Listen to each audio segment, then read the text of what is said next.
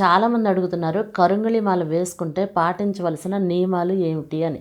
ఆడవాళ్ళకి నెలసర్లు వచ్చిన సమయంలో 5 రోజులు తీసి పక్కన ఉంచండి, దేవుడి దగ్గర పెట్టేయండి, తర్వాత వేసుకోండి స్నానం అయిన తర్వాత.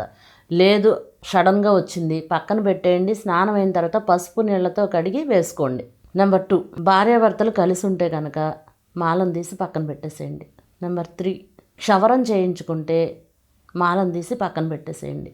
నెంబర్ 4, ఎవరైనా చనిపోతే వాళ్ళని చూడటానికి వెళ్ళేటప్పుడు మాలను తీసి పక్కన పెట్టి మళ్ళీ తిరిగి వచ్చిన తర్వాత తలస్నానం చేసి అప్పుడు మాలను ధరించండి. ఈ 4 నియమాలను కంపల్సరీ పాటించండి. మిగతావన్నీ సోషల్ మీడియాలో చెప్పేవి ఏమీ పాటించిన అవసరం లేదు. బాత్రూమ్కి వెళ్తే తీయాలి, నాన్ వెజ్ తింటే తీయాలి, అవసరం లేదు. మీ మనసులో ఏదన్నా సందేహం ఉన్నా, సంశయంగా ఉన్నా మాలను తీసి పక్కన పెట్టే నాన్ వెజ్ తినండి, బాత్రూమ్కి వెళ్ళండి. బయట వీలు కాని పరిస్థితులప్పుడు మాత్రం ఏం పర్వాలేదు.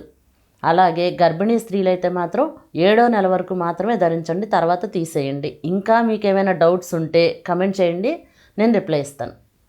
పాతాళ శంభు మురుగన్ దేవాలయంలో కూడా ఒక బోర్డు పెట్టి మరీ రాశారు పాటించవలసిన నియమాలను. అది మీకు పెడతాను, ఒక్కసారి చూడండి.